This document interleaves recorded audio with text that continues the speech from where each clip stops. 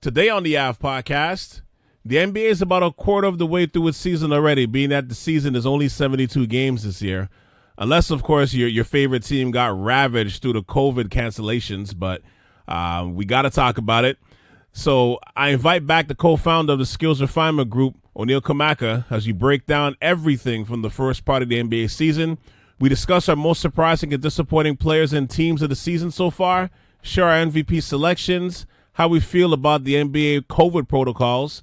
Plus, we discuss the overall sluggishness of the season and if teams are doing that on purpose, the struggle of the Toronto Bay Raptors, Bradley Beal,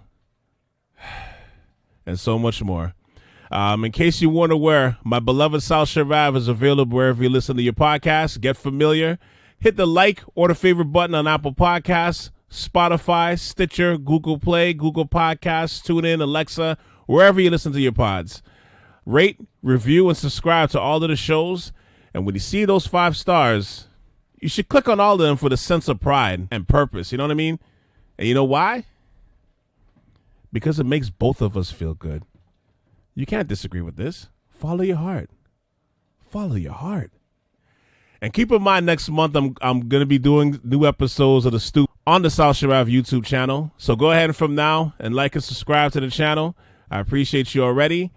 And if you're in that Flashback Friday mood and you want to check out some past episodes that go way back, go check out SouthShoreAve.com for my past content from movies and classic album reviews, past seasons of The Stoop, and my story, the Raptors playoff episodes that we've done every year for the last 4 years. Go right ahead. Go right ahead. Check it out right now. Well, after the podcast, but yeah, let's wait till after the podcast. Then you can go check it out.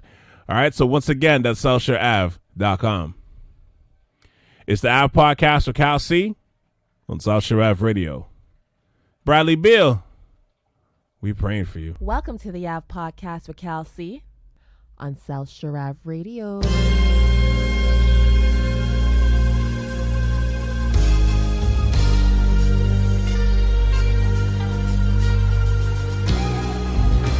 Welcome to the Ave Podcast. My guest today, well, as promised, we're bringing him back to discuss the first part of the NBA season. So let's say the first quarter of the NBA season so far. He's the co-founder of the Skills Refinement Group and a legendary baller for my generation in the city of Toronto. He would probably gladly show you his skills if there was a gym that was open during this lockdown, but unfortunately that's not the case. Please welcome O'Neil Kamaka to the show. How you doing today, sir? I'm great. Thank you for having me. Appreciate the kind words. Yeah, no problem. No problem. We got a lot to discuss today, man, because, obviously we're discussing the first part of the season. We're recording this on the 1 year anniversary of Kobe Bryant's passing. Just offline, we were just sharing like where we were. And I think when I did an episode last year about this, I think, I did have you on. I had you on to share your thoughts. But just quickly, I know you're a huge fan of him and stuff, but before we begin, like where were you when you heard the news and thinking back on 1 year later from it? I was at home, but before I go to Kobe, I just wanted to give a shout out to one of our Rice and Ram, John Reed. Man. I don't know if you shouted out before. No, I did not actually. I was going to save him for last, but no, go ahead, do it now. It's fine. Yeah. So I want to give a shout out to John Reed. I had the privilege. Obviously, we're the same age, but I was sort of a grad assistant when I graduated university, and I came back home and became an assistant coach with Rice University, and that's obviously how I met you and John Reed and a couple other guys. And he passed away Monday. No, it was so sad. It was Monday. It was Monday, right? No, it was Thursday, Wednesday, or Thursday, last Wednesday, Thursday. Last week. Yeah, last week, Wednesday, Thursday. You're right. And it was just so sad because he's a gentle giant, a really great guy. Yeah. And when I heard the news, it was sad. And he leaves behind his beautiful wife, Avril, and his two beautiful daughters. So I just want to give a shout out to John Reed, Rice and Ram, and great basketball player, great human being, gentle soul, great spirit, and just wanted to give him a shout out. Sorry, before you even jump into the Kobe thing, let me just add to that because everything you said, I'm in total agreement with when it comes to John. I think what I loved about him is, as you said, he was a gentle giant, but he was a bit of a smart ass. And me and him had some funny conversations, you know what I mean? Just with his witty personality. That was like the underrated secret about him, you know what I mean? Where he was quick to crack a joke, especially with me. Like me and him always had this thing. But one of the things that I'll never forget was, you know, that year that we played together, or at least a half year, because I had left. You know, I was going through my situation financially. I was struggling like during that period where this university, and he went out of his way, and I didn't really know him that well at the time, but he went out of his way and he helped me get a job with him, and we were painting the soccer and football fields in different areas in the GTA. So we would get up like early Saturday morning, and we would do the lines for the football fields and such. It was like, can't remember the name of the schools, but it was definitely downtown. But I never forgot that, because again, we didn't really know each other that long, you know, but yet he went out of his way to do that. And ever since then, he's always been good in my book. You know, unfortunately, I haven't spoken with him I didn't get a chance to obviously, you know, talk with him before he passed, but like I haven't spoken with him in a while, but you know, it's just nothing but good memories every time I think of John. Like that kind of hit me, you know, hard. And I know the last part I talked about another friend of mine who passed away just this past week. So this last week that went by was a rough one for me, to be honest with you, man. Yeah. Like I was really kind of just to myself and despondent almost, man. So when I got hit with that, I was just like, oh man. But you know, but same thing. Condolences to the Chambers Reed family, and to Avril and their children. You know, I wish them the very best. Anything we can do, you know, to help them or put a little bit of ease. Like, hey man, we're here if you're listening. Yeah. Sorry, go ahead, O'Neil. Go ahead about Kobe.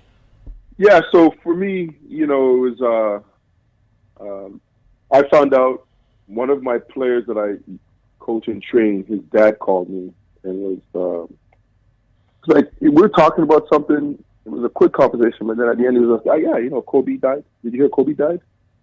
It was like, and just, you know, he was like, what? And it wasn't, you know, usually there's sadness in your voice when you're giving that kind of news, and but it was just like a regular conversation, you know. And I was like, what? I'm like, no, he didn't. I'm like, no, you're lying. I don't believe you.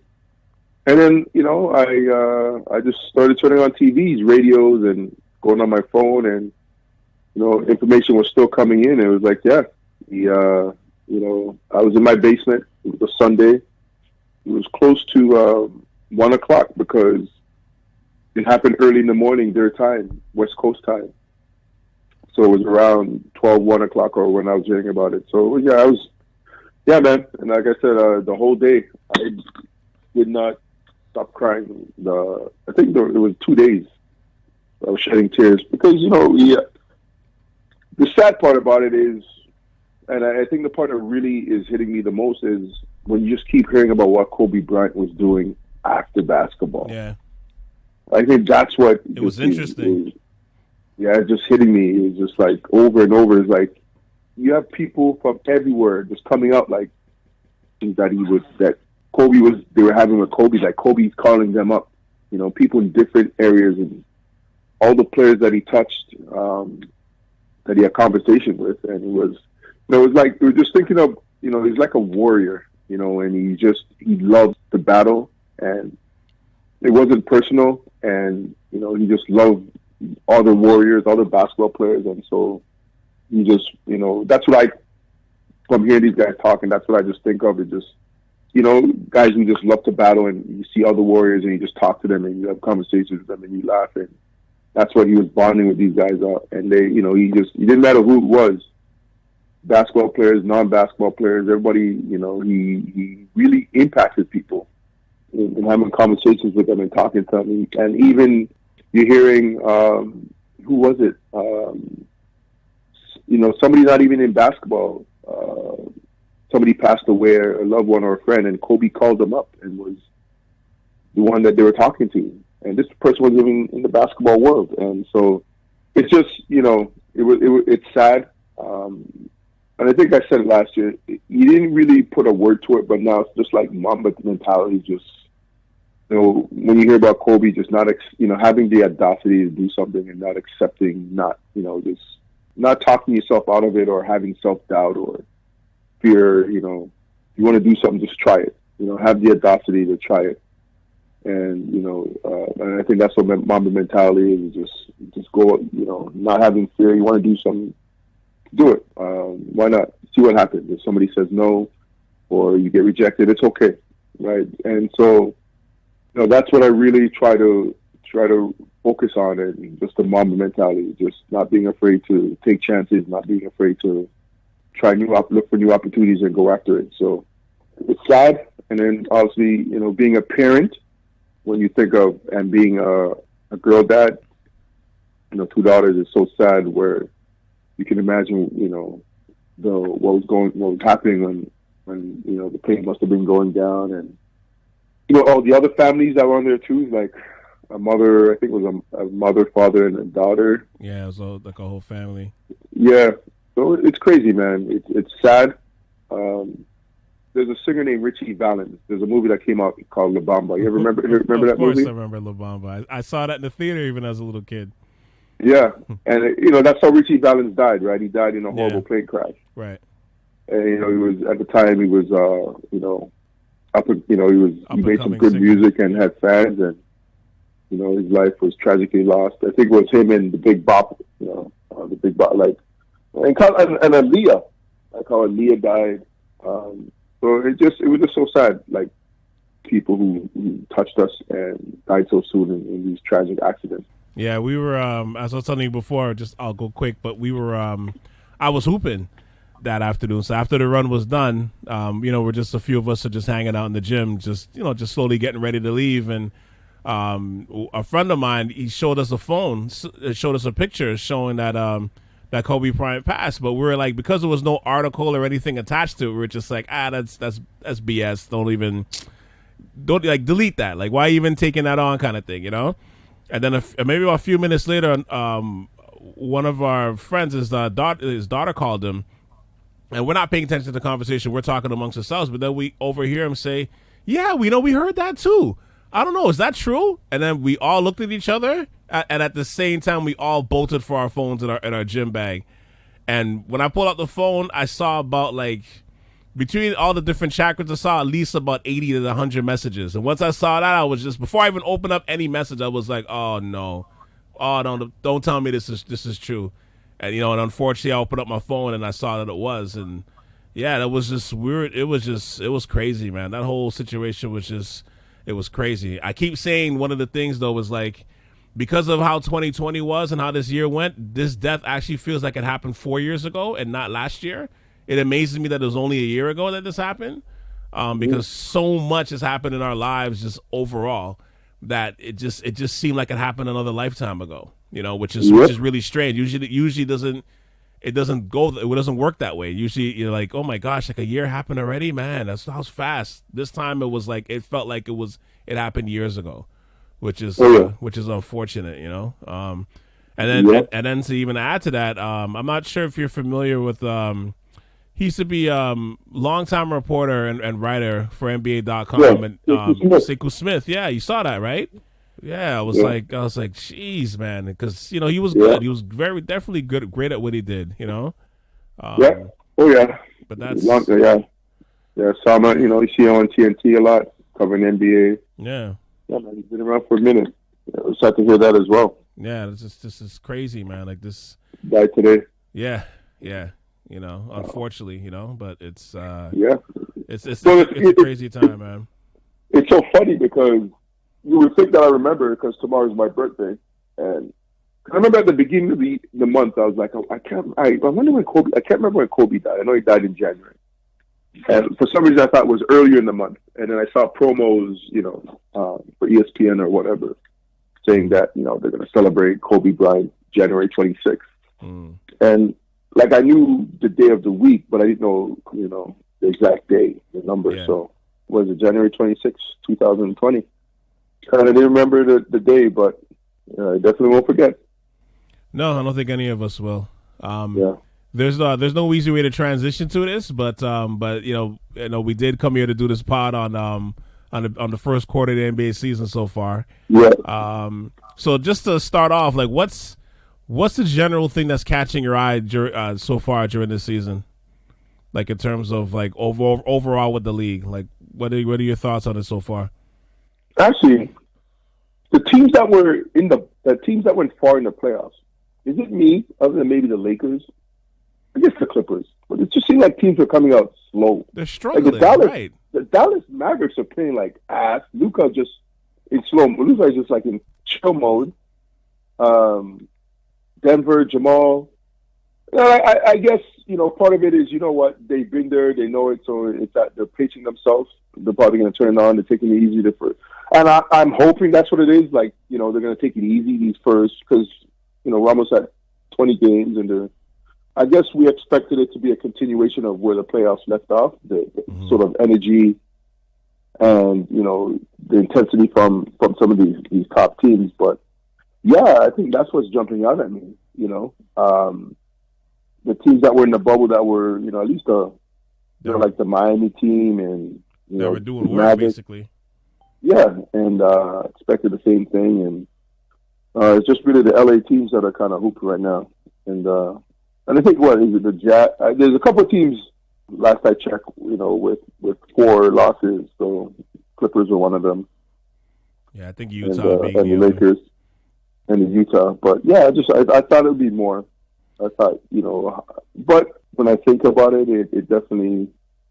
And as I'm saying, it's probably that. It's just like even though they had 4 months off break, a 4-month break, and it came back, and then you just had a 2-month break, but. I'm getting the feeling guys are just pacing themselves. Yeah, I'm getting the feeling that guys are just coming out slow and we'll probably pick it up later on.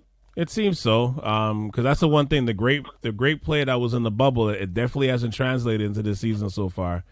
No. Like a lot. Like I think overall the games, I mean, not every game, of course, but the games haven't been great. Even with my league pass and stuff, I found myself like quite a few times changing the channel on a lot of games. Just because I'm like, what is this? Like I'm watching, And I mean, the truth is, I'm watching more college basketball than I am NBA. Really? That's interesting. Oh, yeah. I like to binge watch shows, and there's a few series that are finished that I would like to watch. But I'm like, you know what? I'm gonna save all that until at least college ball will be over soon, and then it'll be NBA true. And. I'll probably I binge watch all my shows in the summertime, but I have at least 2 basketball games on the TV that I go back and forth, and then I have one on my computer. So I'm on my computer and I'm watching TV. So right now I'm actually watching Alabama, Kentucky just ended, and I'm watching the Clippers and Hawks, right? Right. And I think there might be another NBA game, the Knicks and Utah Jazz. Yeah. So. Before I watch a lot of college basketball, and just because there's a lot of Canadians, it seems like every D1 team has a Canadian on it, right? It's true. I'm just excited for them. Like Alabama has, Keon Ambrose Hilton. I had the privilege of coaching him, AAU, and Josh Primo, who played for us at, he was at Oakwood in grade 9, and they have him going mid first round. Right, in this NBA draft, okay. And you're watching what Marcus Carr is doing with Minnesota. Yeah, he's playing nice.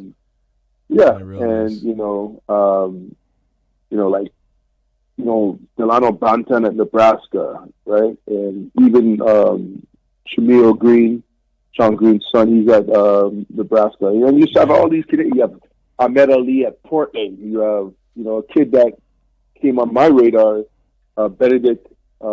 Maturin at Arizona, and Yuri at Oregon. So you have all these Canadian kids.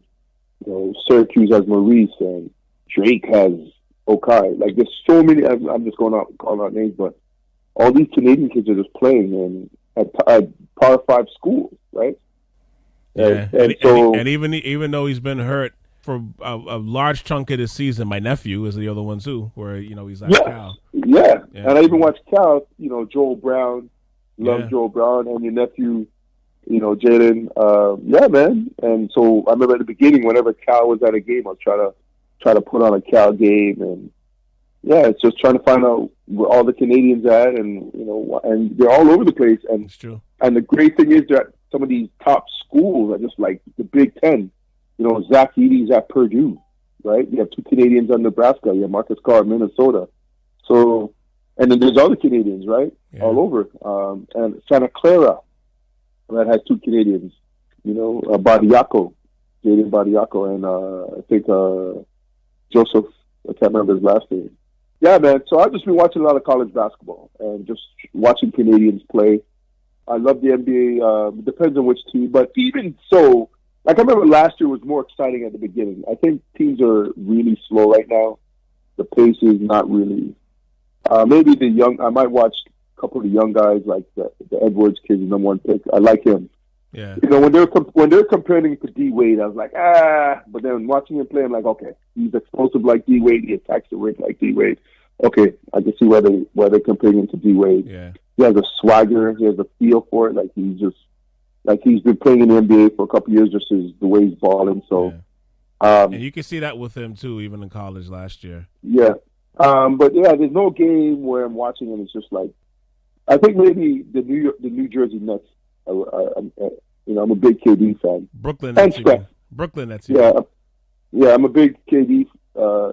Did I say New Jersey? Yeah, I mean, I've done it too, so I can't even make fun of you with that.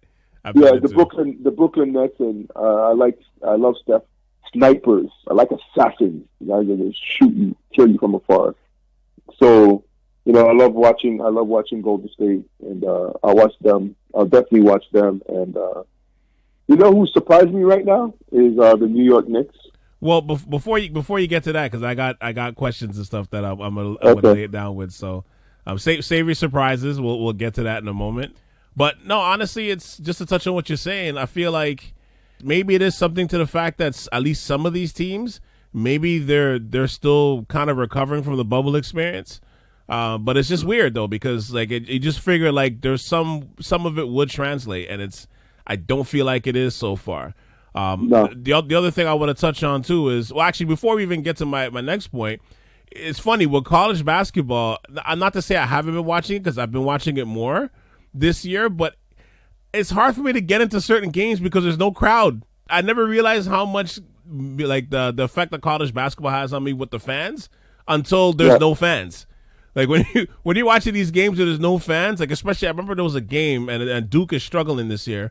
But I was watching the Duke game, and I was like, after about 5 minutes on there, I changed the channel. I'm like, I can't get into this. There's no cramming crazies. Like, I can't get into it.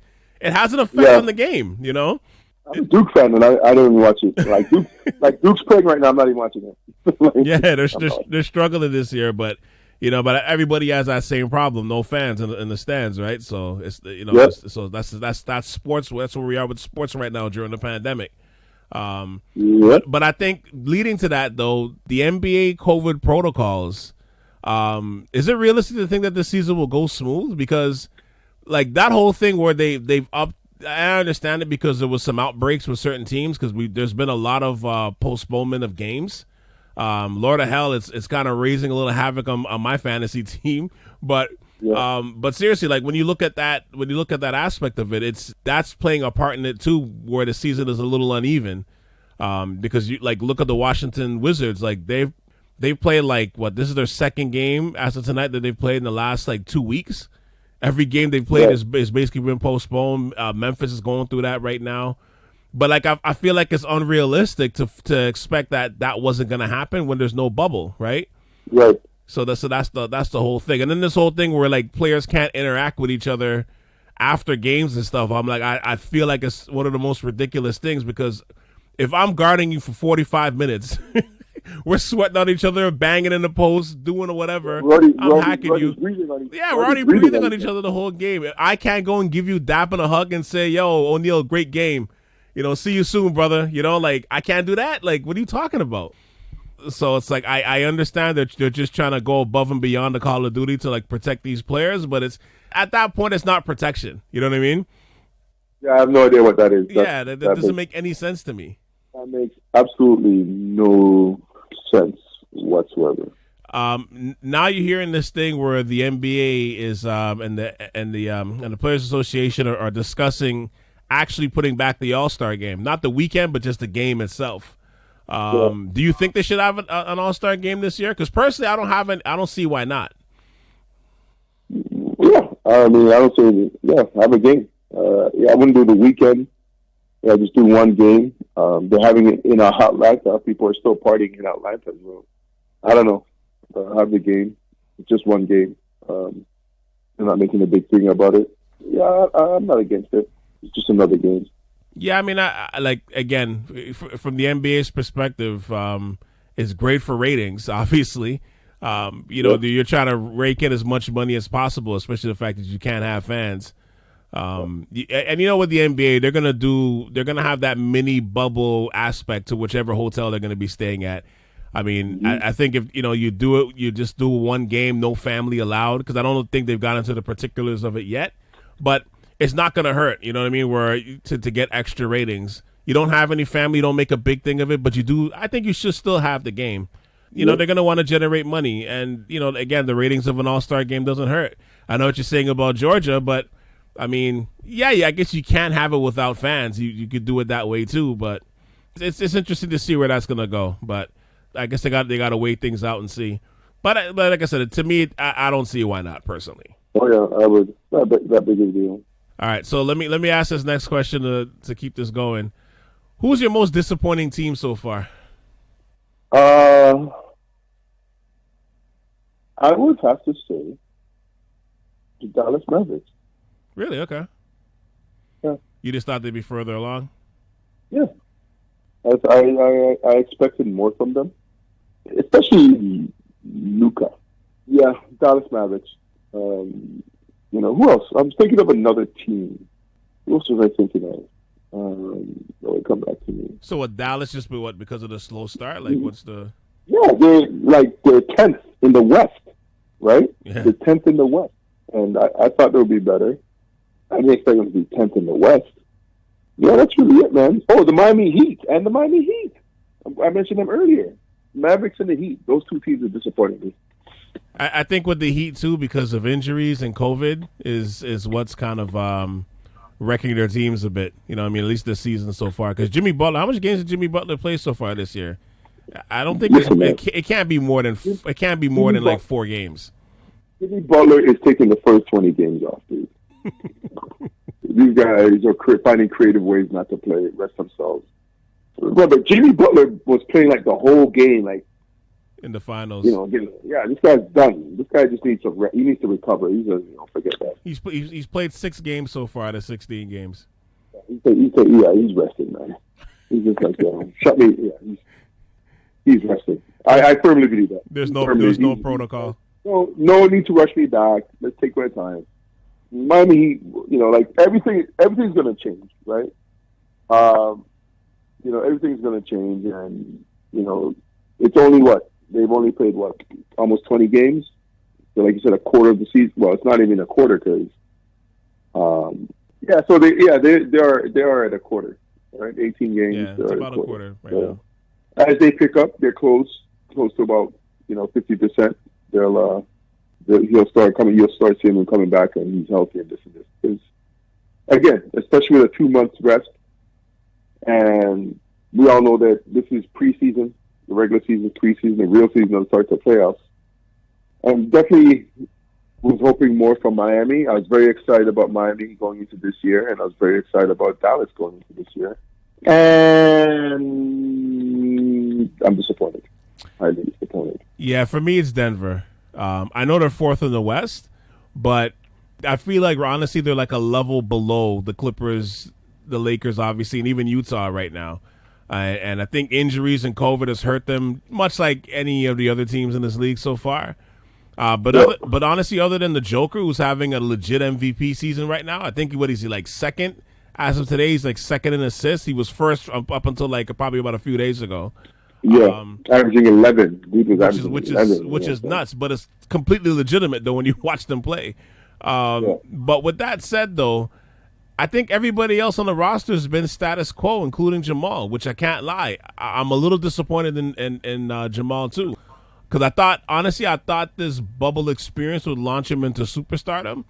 and it hasn't translated just yet. It's not like he's having a bad season. He's averaging.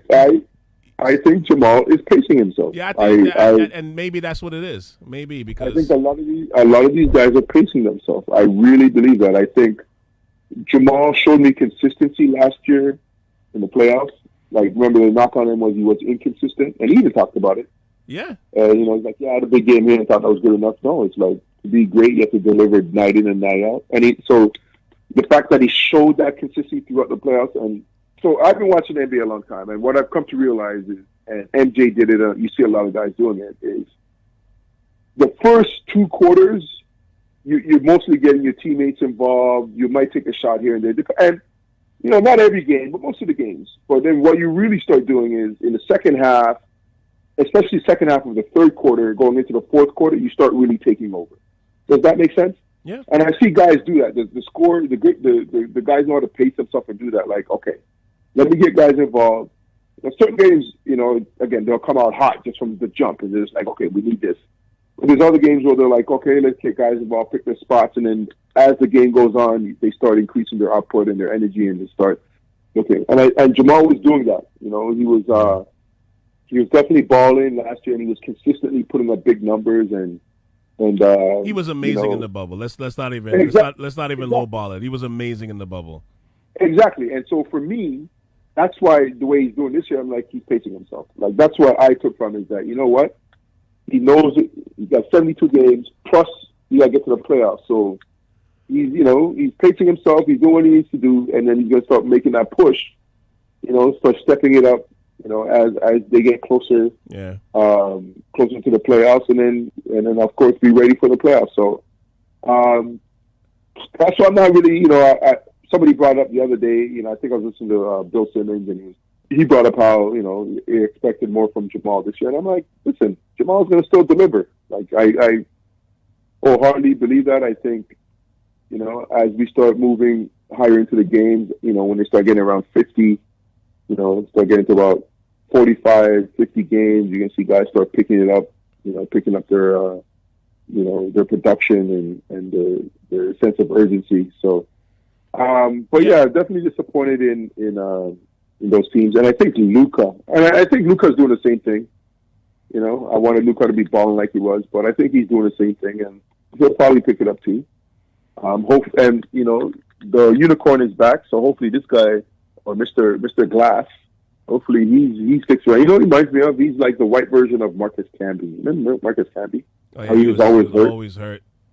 Yeah, but then when you used to hear Marcus Camby's diet and stuff, you weren't surprised. So again, what? I said, but then when you used to hear what Marcus Camby's diet, what the rumor was his diet was, then you weren't surprised. Oh yeah, what was his diet? Well, I never heard the rumor was, especially when he was in Toronto. I can't speak for the rest of his career, but when he was in Toronto, the rumor was it was a lot of McDonald's. So when he kept getting hurt, you're just like, yeah. I mean, again, you don't know if it's true, but if it was, you're like, you can understand why.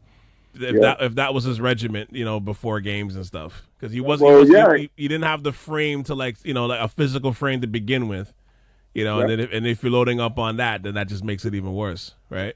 And so it's so funny you mentioned that, because when I do think about it, it wasn't really until maybe the last 10, 15 years maybe that they really started having professional chefs. Yeah. Like I remember when I went to the Chicago Bulls training camp last year, and I got to go, I got to meet, I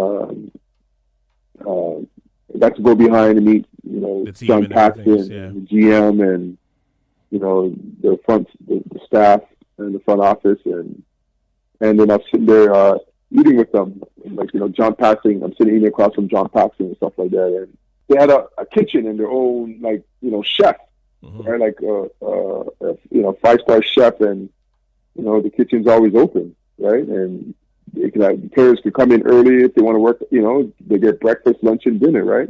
Yeah. And the food was nice. I was like, yo, some good quality food. Yeah, man. Yeah, them spreads ain't no joke. And different selections too. Different selections, man. It was like okay, right? And so, but it was so funny you saying that Marcus Camby was eating McDonald's. I was like, yo, somebody get this guy some cooked food, guys. So get him some some chicken foot soup with provisions, man. Yeah. Some yam. Give him some yellow yam. So that's what my stepdad would be saying at home. Yo, man, drink some soup with some provisions, some yam and banana and chocho, and some okra. Give him some food, man. Give him the food, feed him the food. But yeah, this guy was just the guy's eating McDonald's. What less? Again, that's the rumor. I don't know if I can't confirm it, but that was the rumor. But that's who Porzingis reminds me of. Is modern day Marcus Camby, just always hurt. If you could stay healthy, you could be special, right? And so, I'm being positive, or optimistic in that certain players are, just pacing themselves. Just taking their time because they're in the bubble last year and they just, they know the season's long and they don't want to burn out and they don't want to get injured, right? So just kind of pace themselves and take the time and, sort of read the situation, make sure that the team is not too far out. They can still make the playoffs, right? And, make a push at a certain time, So that's what I'm being optimistic about. So, well, let's see, because again, like when you look at just doubling back on Jamal for a second, like you're looking at the stats.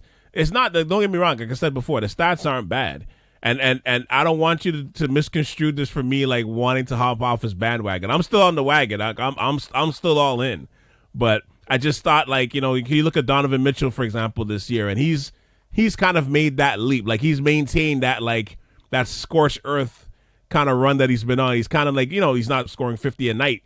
Obviously, but he's kept this certain pace, and like I was expecting Jamal to do the same. So let's hope this picks up because again, it's a quarter of the season, so I'm not willing to write him off yet. But I just expected just a little bit more from him at this point. And look, right. they got Michael Porter Jr. back, and he dropped 30 last night too. So like I expect the team to get better. Like I definitely expect that. But just at this point of the season, they're 10-7 right now. Like you thought they'd be maybe like 12-5 or you know what I mean, like really flirting with that number one spot at least to start the season. Right. Who's the most surprising team for you so far? The New York Knickerbockers. Okay.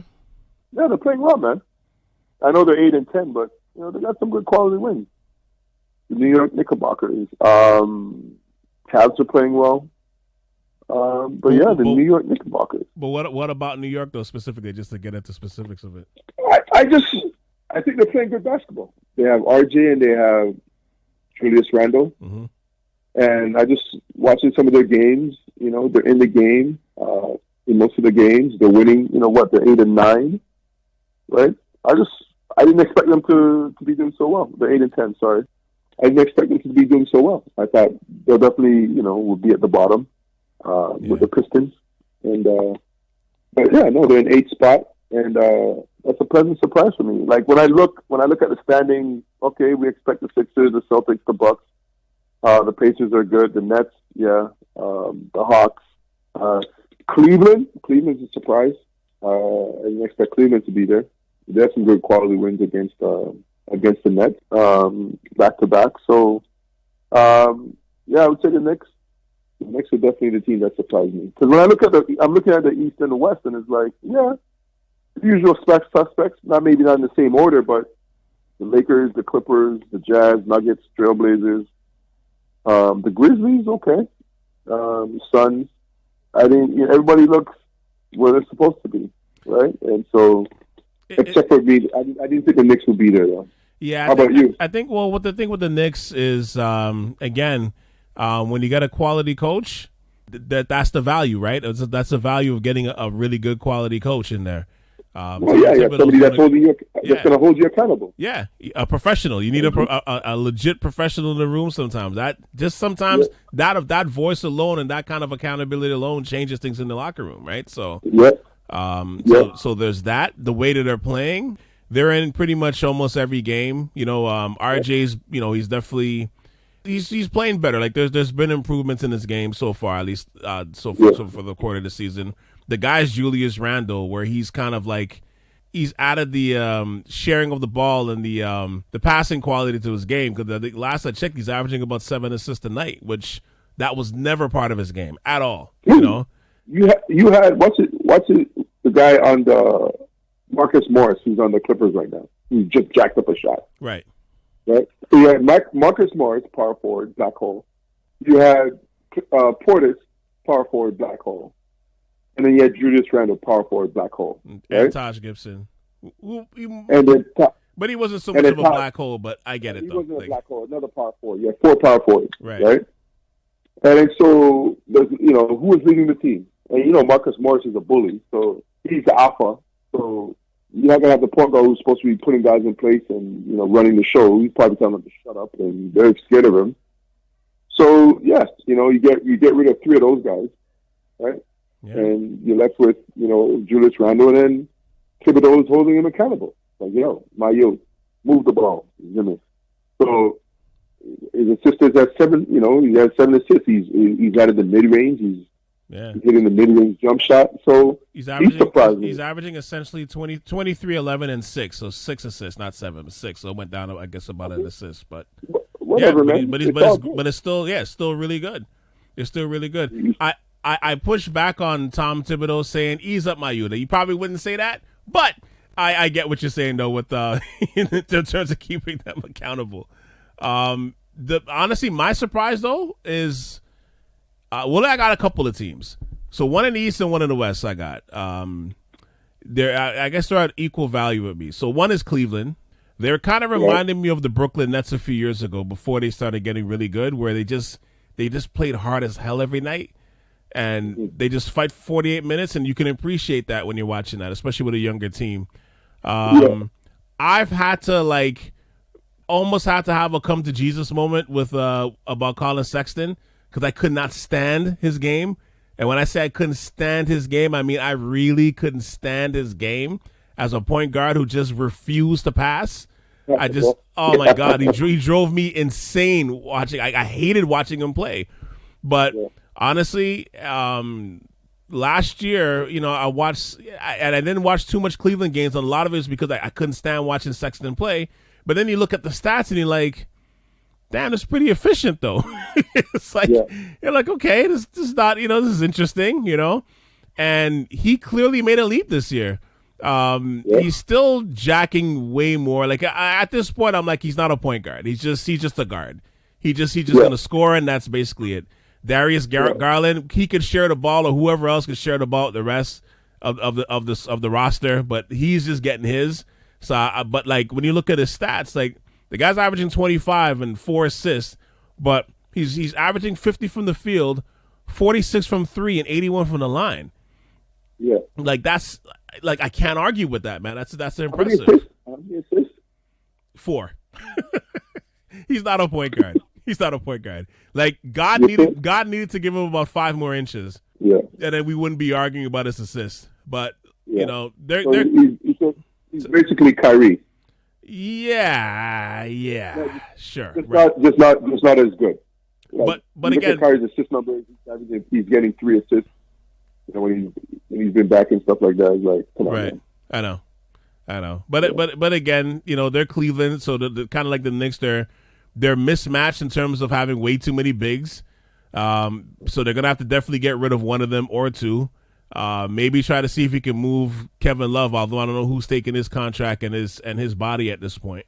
But they're a solid team at this point right now, at least to this first quarter of the season. It really depends on how they draft the next couple of drafts and just develop the younger players. But JB Bickerstaff, he's doing a good job. This is his first real.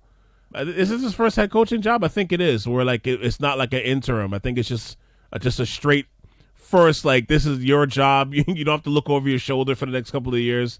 It is Cleveland. It is Dan Gilbert's team. So you may have to look over your shoulder once in a while. But he's doing a wonderful job at least right now. And again, it's early, right? Everybody, it can all change. Absolutely. Teams, guys start playing. The teams that and then Cleveland just goes back to where they were. Absolutely. But it's happened with the Raptors, right? How many times you see Raptors, we're excited about them, and then all of a sudden, you look around and they're missing the playoffs, and like a tease. You think something's gonna happen, and I'm talking before. Before the We the North era started. Yeah. The Bargnani era, the Prima Pasta era. That's what I like to call that.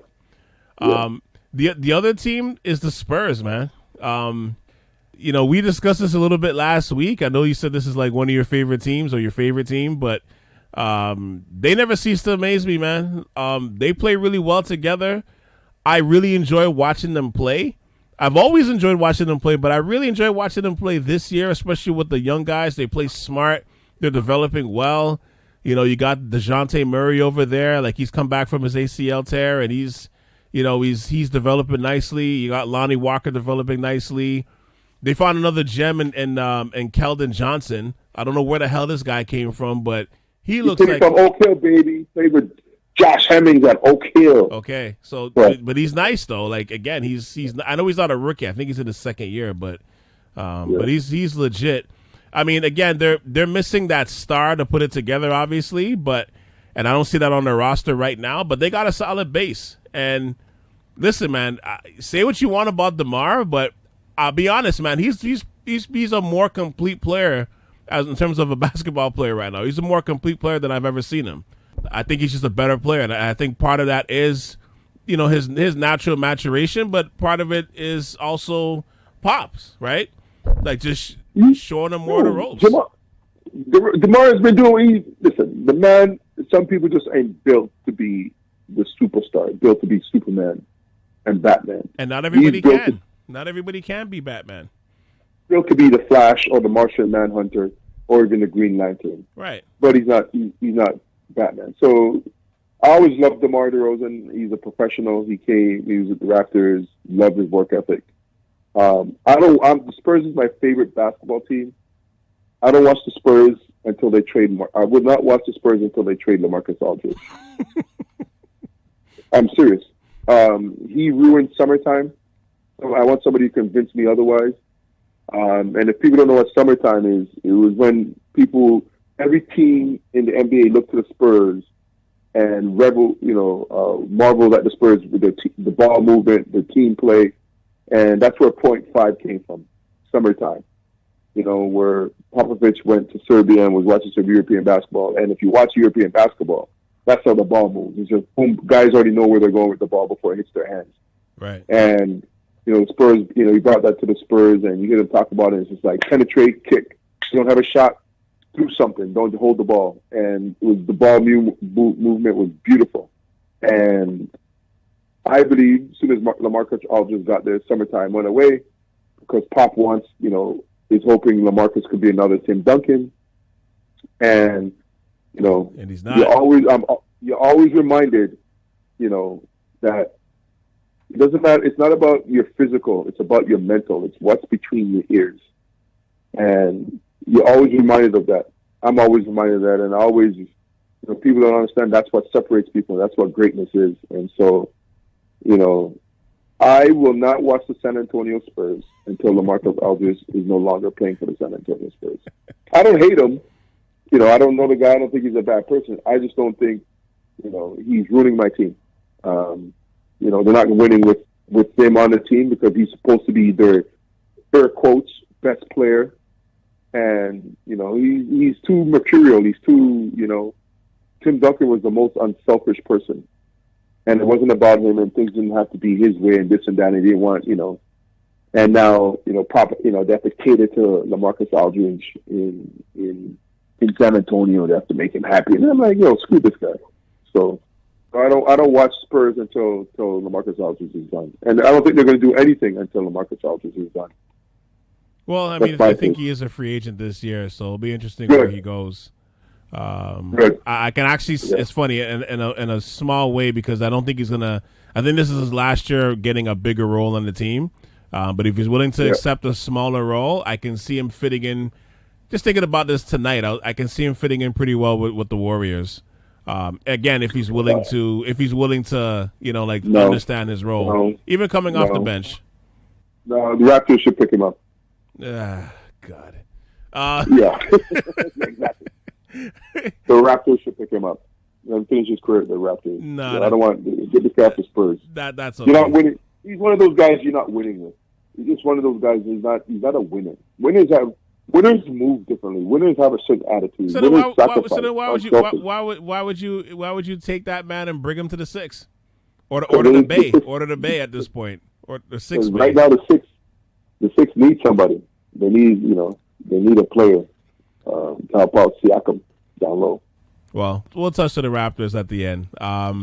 Who's the player you're most disappointed in so far? I did mention Luka. I wanted, people had Luka in an MVP conversation and stuff like that, and yeah, he's not right now. Yeah, he's not even close. I guess Luka.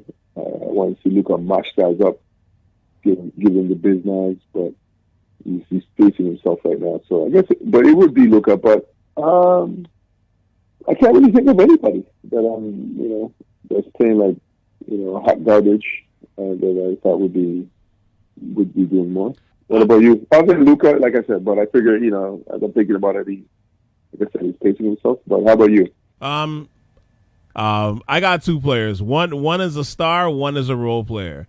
The role player I'm disappointed in right now, I know you're gonna laugh when I say this, is Kelly Oubre. I'm disappointed in him right now because, listen, with Golden State, you expected that either him or Wiggins would pick up some of the slack or some of the scoring. The problem I have with him is that when he's been open, he just can't hit anything. I'm not expecting this guy to replace Klay Thompson by no stretch of the imagination, like not even close. But I thought when they got him there, because I think, he's got his, some people say knuckleheaded personality. I don't know if it's a knucklehead personality, but he's got a different type of personality. But I thought like him going there, giving them a solid 15, 16 a night, you know what I mean? Just playing tough and being aggressive, scoring and stuff, hitting the open shot. He'll get a lot of open shots because of the attention Steph gets. I thought he would be better right now. And I mean, again, it's the quarter of the season, but I think he's been terrible so far, and Wiggins actually has been playing good so far, and so these first 18 games. And I think there's room for him to actually be better for them for the rest of the season. Defensively, Wiggins is actually playing really well.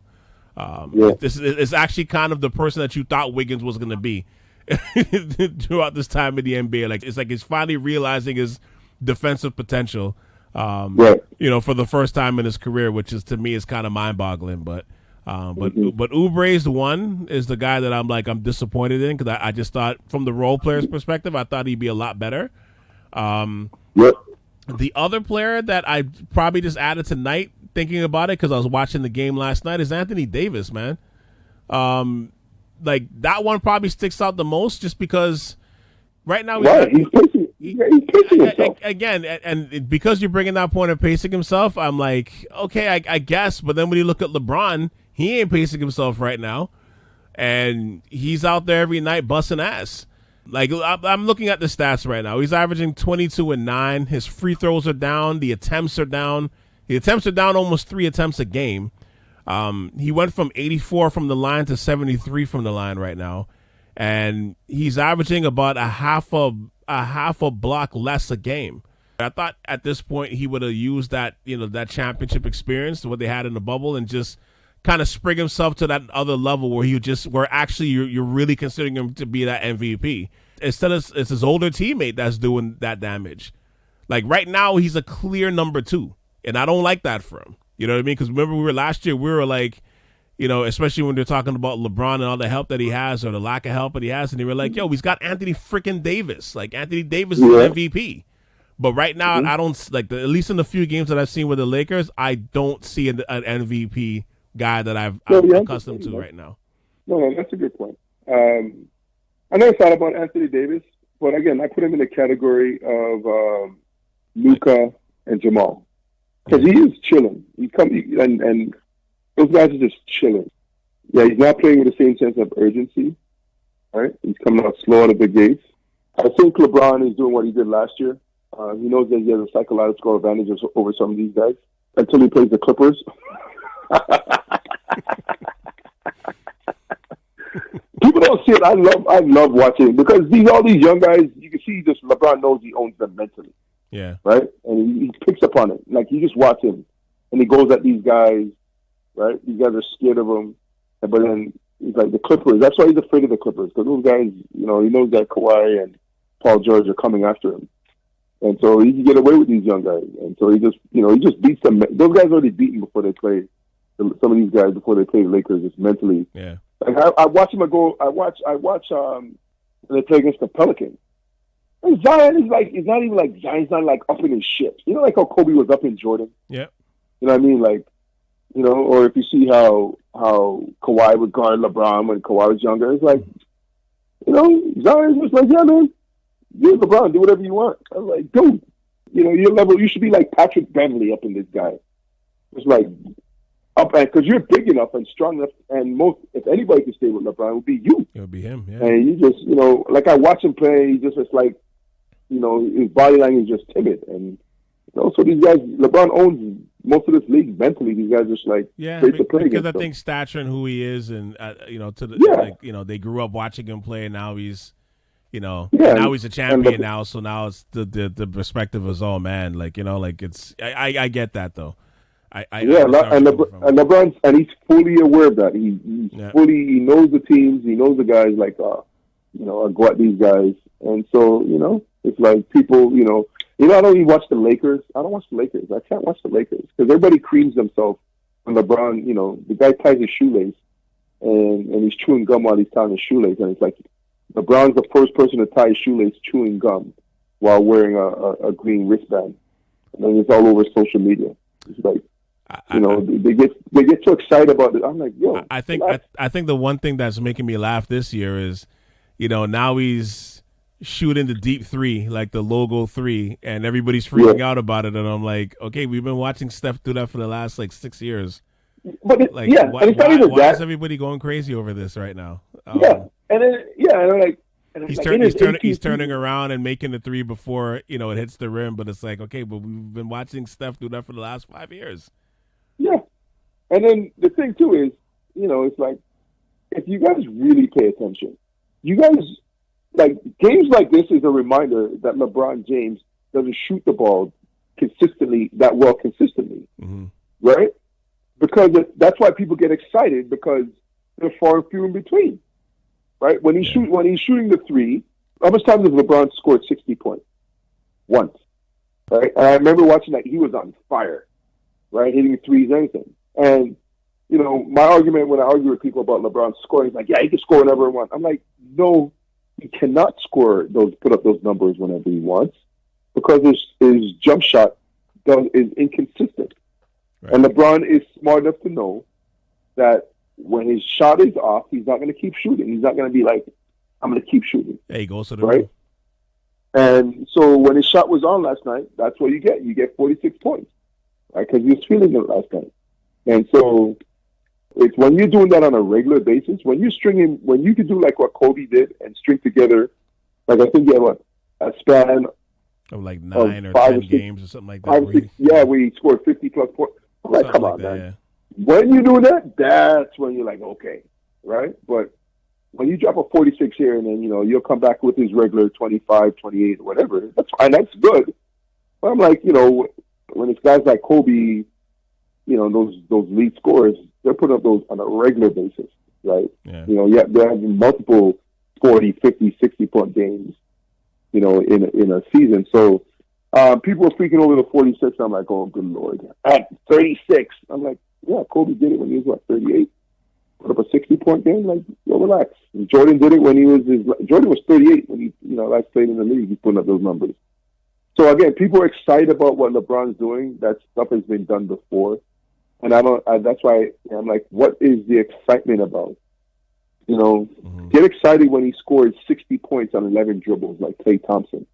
Yeah. Right? Or they showed a stat where Klay Thompson scored 42 points with 4 dribbles. Oh, he took 4 dribbles and scored 42 points. I was like, come on, man.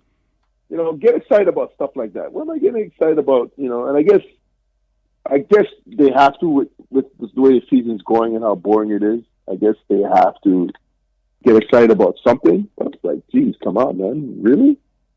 Like that's what we're excited about. You know, so yeah, I don't really watch Raptors games. I mean Lakers games. I just I tend to skip over it. I want to hear people creaming themselves. I'm already hearing it from the LeBron stands on social media, so it's like, oh, good Lord. Who you love to antagonize. I see that. Who's the player that you're most surprised with in terms of how they're starting off the year so far? Because for me, it's Jeremy Grant. Oh, actually, you know who? Brown from the Celtics. Oh, Jaylen Brown. Yeah. Jaylen Brown. Yeah, he's balling. He took a level up this year. He's balling. Like he's coming up. He's not messing around. He's coming to play. Nope. He's balling. Speaking of the Knicks are 50-37 on Utah. Well, in the second quarter, but still. Yeah, but that's again, it's not surprising. It's not. They've been like that most of the year, where you look up, you're like, wait a minute, they're what? You know? Yeah. Is that a typo? Yeah. Like. Yeah. No, Jaylen Brown. Jaylen Brown is my biggest surprise. Okay. I didn't see that. I knew he was good and everything, but he's definitely leveling up. He took a level up. Yeah, because it's funny, because at the end of the season, you're like, he's going to be an all-star for sure, but this is pretty much Jason Tatum's team. Now you're kind of like, and I know Jason Tatum's missed some time, but like, now you're kind of like, who's is it again? Which is a good thing for Boston, you know? Yeah, I agree with you. Like, he's been amazing. For me, it's been Jeremy Grant, and yeah, I know it's the Pistons. They're the worst team. Jeremy Grant? No, but look, man. Like, honestly, look, I figured he was going to be good because obviously he left Denver because he wanted more of an opportunity. And I've said that we weren't going to see him again for the next couple of years because he's going to Detroit.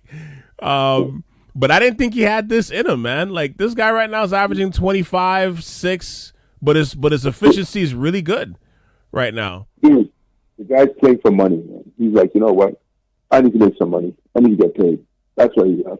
So he goes to the Pistons. The Pistons, and he's balling out because he's trying to get paid.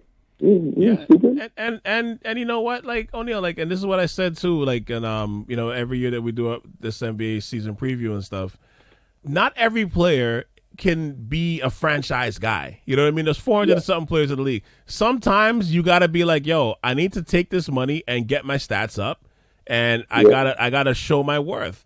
And this is what he's doing. I don't have a problem with this at all. Like, that's part of the sport. Like, not everybody can go on a championship team. Like, sometimes you got to lead the shittiest team in the league, and that's okay too. Yeah. And I mean, if you look at it too, I mean, he was with Utah. You know, he did his time. They made their run, and then he's like, you know what? Let me go get paid, man. I gotta go get paid. Oh, you mean Denver? You mean Denver? Denver. Sorry. Yeah. When he was with Denver, you know, he did his time, and he's like, you know what? We ain't winning. He saw he saw the writing on the wall. Like, you still got the Lakers, you got the Clippers. The Warriors are going to be back. Yeah, it's going to take them a little time. Plus they got Porter Jr. Winning. Yeah, they got Porter Jr. Yeah, there. people like Denver's winning. I'm like, as much as I love Jamal and I like Jokic, Denver's not winning shit because Clay's coming back, right? You still got to get through Lakers and you still got to get through Clippers, right? Denver's not winning nothing. So, you know, I think Jeremy Grant, you know, probably saw that as well. He's like, you know what? Let me just go get paid. You know, his stock is up a little bit. He played well in the playoffs, made a name for himself. And so, you know what? Now he's going to go and Detroit's going to have to pay him because they're like, you know what? Based on the market value, this guy's balling. He could give us defense. He could give us offense. And he's capitalizing on it, right? Because looking at capitalizing on it. His Exactly. stats, he's shooting 46 from the field, pretty much 40% from 3, 85 from the line. Like, I don't think this is a fluke. I think this is something he can maintain. And you know, he's been by far their best player, man. Like, it's, you know, like I said, you'll have to see if he regresses, you know, throughout the year. But I don't think this is a fluke. I know, again, Detroit's gonna suck. They're gonna be shit. But like I said, somebody has to lead the NBA team, an NBA team, man. So I don't have a problem with this. You know that they are shit. Right? They're like dead last. No, absolutely. Like, they're 4-12 as of this recording. And Blake Griffin looks like what was his brother's name? What was his brother's name that he played with in college? I don't know if I can't remember. But he's playing like his brother. He's not playing like Blake Griffin. He's playing like his brother right now. He's done. Basically, it's sad though. Like, you know, these guys, you know, the high flyers with the knee injuries, man. It's like I said, Westbrook seems like the outlier. But most of these guys, man, once their knees start going, like, that's it. Like, they just don't come back the same. And it's like he's kind of regressed, and I know a lot of it has to do with injury. You know, because he looks the same. He's not even dunking anymore. You know, so it's like, it is what it is. You know, so but like, he's doing a great job. Jeremy Grant, I got to give him props. It's the quarter of the season, but he's to me, he's been the most surprising player to me. I didn't think he was going to do this. Yeah. Yeah, no, I see what you're saying. But you're playing well on a shitty team. Somebody has to step up. Yeah. But I like Brown. Like, Brown's balling. Like, He Brown really is. He really is. Yeah, he's balling. Now, after watching the early part of the season so far, which rookie to you do you think has the brightest future? Not necessarily who's your rookie of the year, but who do you think out of this class has the brightest future? Definitely the number 1 draft pick. Anthony Edwards, okay. Anthony Edwards, like, by far, for me. Like, Okay. Everybody's excited about Wiseman, sure. Maybe 3. I don't see it now. He's still, to me, moving kind of awkwardly. He's not moving fluidly yet. I don't know. But just not yet for me. And so, but also you can see the shooting touches there, the length and all that stuff. But for me, just watching Anthony Edwards, that's who I'm excited about. That leaner he had last night was hella impressive. Just the way, when he's on the court, man, like you can see he can get wherever he wants, whenever he wants. Mm-hmm. He's strong and he can defend. Great first step. Right? Yeah, explosive. Like right now, he's just feeling it. You can just see him. He's like, this kid's gonna be nice. He's gonna be giving guys buckets. He's not as tall as I thought, because I thought he was like 6'5". He's like 6'3". I didn't realize he was only that tall. But I mean, his athleticism and his, like, he kind of reminds me of Dort in the sense where when you see them, like even in high school, like was looking at Dort even in high school, and I had a chance to talk to him a little bit, and I'm like, yeah, this guy has an NBA body right now. But this is before he went to Arizona State, And it's kind of the same thing with Edwards. Like Edwards looks like an NBA player from high school, Luke was a man amongst boys. Oh my God, yeah. Oh my God. He was. When I saw him at the BioSteel, I really saw him play at the BioSteel. I was sitting in the front row. This guy he was trying to tear up the rim every time every he jumped single to the time. basket. Yeah, I was at that. Yeah, I remember. I was like, this guy is going to the league. This guy's going to the league. This guy's trying to tear up the rim every time. He's just shedding guys just getting out of his way. He's just like, so yeah. He's shooting the ball well this year. He really is. Well this year. He really is. I'm happy for him. I'm really happy for him, man. Yeah, but I got Anthony Edwards. Okay. Yeah. I think he's going to be special. Yeah, the rookie class has been good this year. It's been better than I thought it was going to be. Because Anthony Edwards has been showing you some stuff. I know everybody loves LaMelo Ball. He's showing you some stuff as well, but I'm still not 100% sold on him just yet. Although I like what I see from him so far, I think he is going to be better than his brother.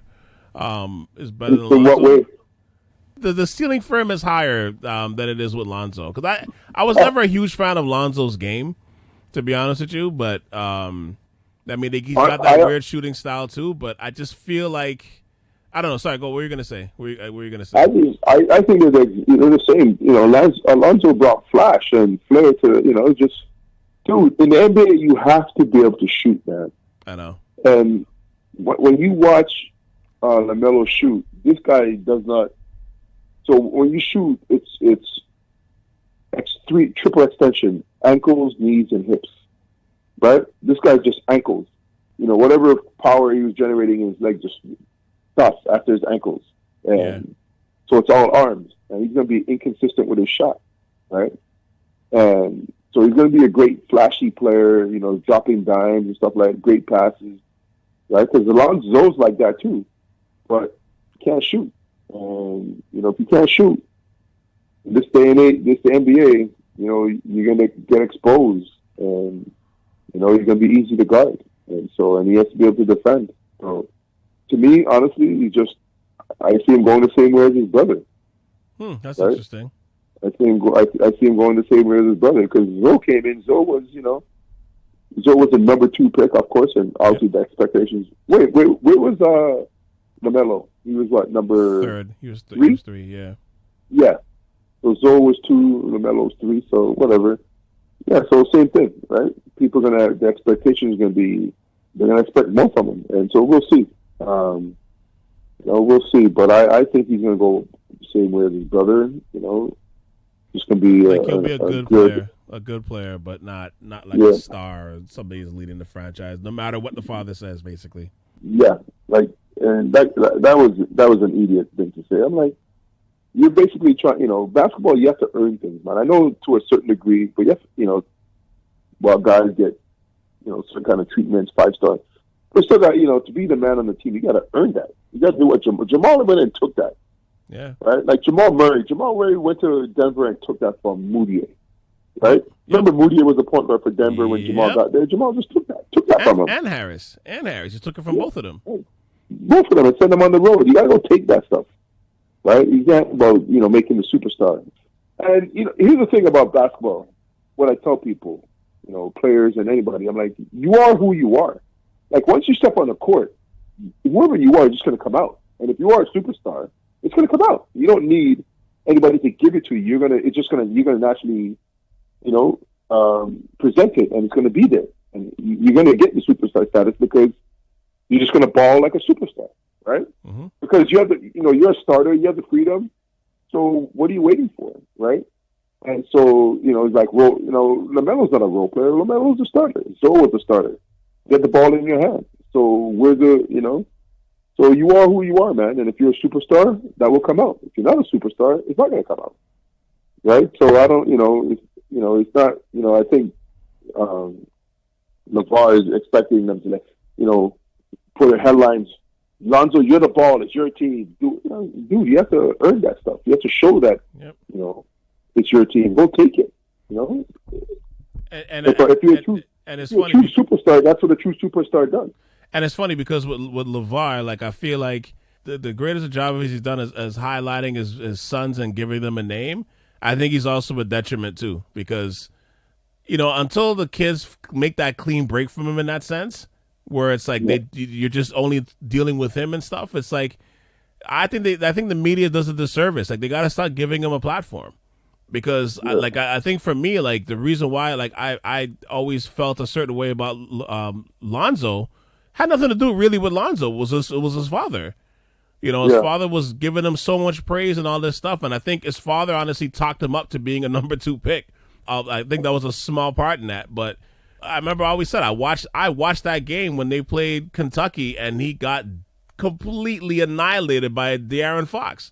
I'm like, how do you ignore that? You know what I mean? How do you ignore that? Now look, like, De'Aaron Fox is sitting on a max contract, and Lonzo is probably going to be a restricted free agent next year because he didn't get an extension, right? So it is what it is. Like, it's like at the end of the day, that cream, as to lend to what you're saying, that cream is going to rise to the top. You know what I mean? So, like, the father's done a disservice to him in some ways too, because he won't shut up.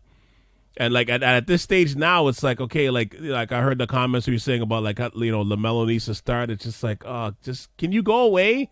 We don't need to hear from you. Yep. But like I said, there's some good rookies, man. Tyrese Halliburton, he's been better than I thought personally. He's actually shooting 50% from 3, which is crazy. With that jacked up mechanics of his? Yeah, I know. His mechanics are jacked up, but he's still shooting 50%. I know it's early. I don't know how much that's going to hold weight, but I just find it crazy that he's actually shooting that high.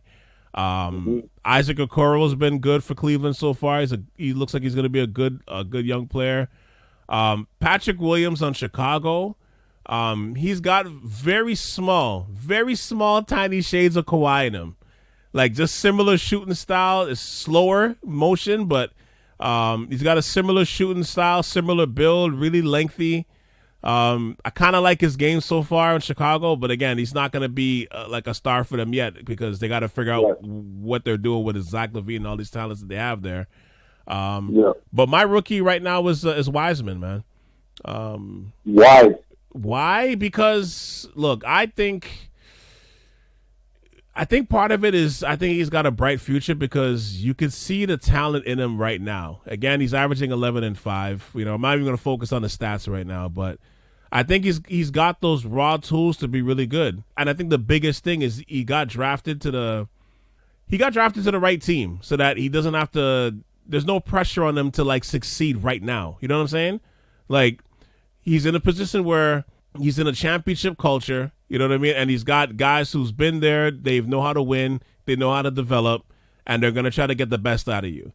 Like, I think right now, basically he's building good habits from a championship team. You know what I mean? Like a championship level kind of team, even though they're not that this season. But you know what I mean? Like that championship culture.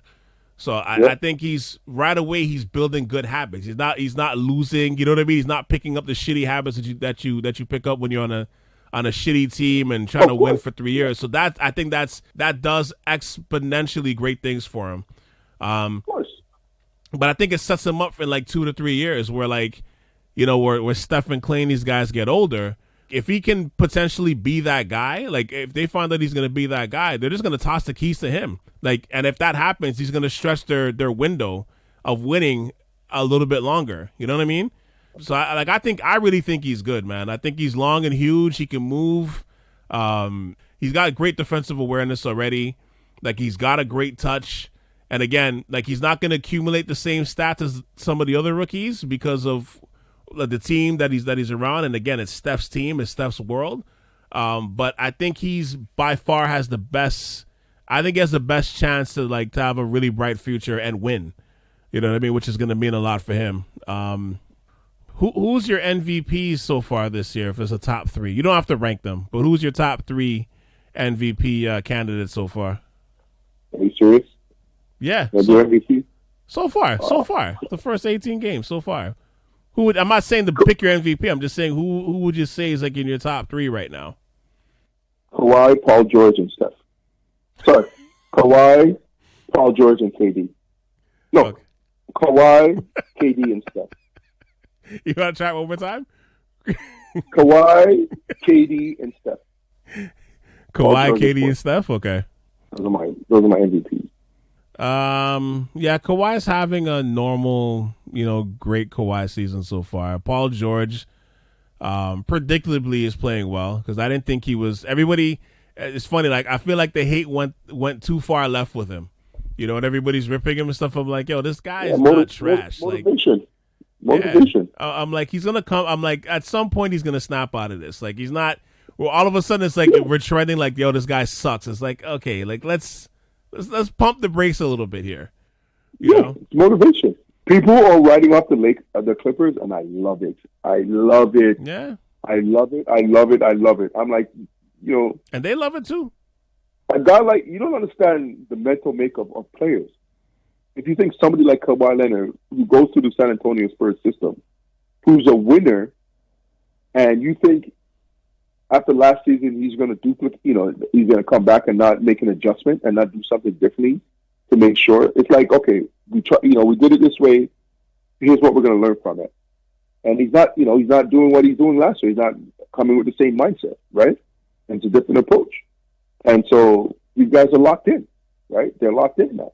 I think the Clippers are going to come and they're going to beat the Lakers. Every time they play Lakers, they're going to dust them out, right? And it's going to be like last year. People are like, oh, yeah, they beat them, the LeBron apologists are like, it's nothing. But if the Clippers beat them, it's nothing. But if the Lakers win, we're going to have a parade for LeBron because he's 36 and Kawhi sucks, right? So they'll find an excuse, when the Clippers beat the Lakers. But I guarantee you, I have the Clippers. Everybody has the Lakers. I have the Clippers going. I have the Clippers coming out of the West. Yeah, I can't argue with your top three. I'm a major fan of Steph, so I'll never knock it when you say he's an MVP candidate. And honestly, he really is right now.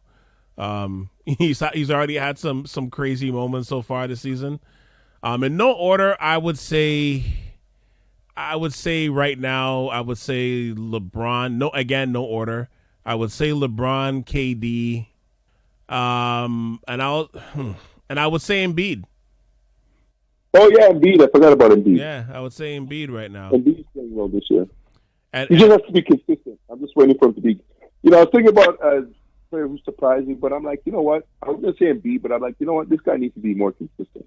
Mm-hmm. When he does over a longer period of time, then I'll give him credit. But yeah, sorry, continue. No, just to kind of level to what you're saying before about Paul George, I feel like he's in that same category. Like, he was actually my dark horse prediction for being an MVP. just because I figured motivation, right? Like, he didn't have a great year last year.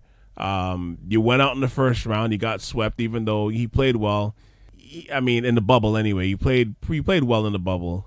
I mentioned this earlier, but when they're making their list of top players at their position, top 3, when they're doing their GM survey, the GMs didn't even have him in their top 3, which I thought, again, is insane. And I'm sure he read that, and I'm sure he must be hella insulted by that.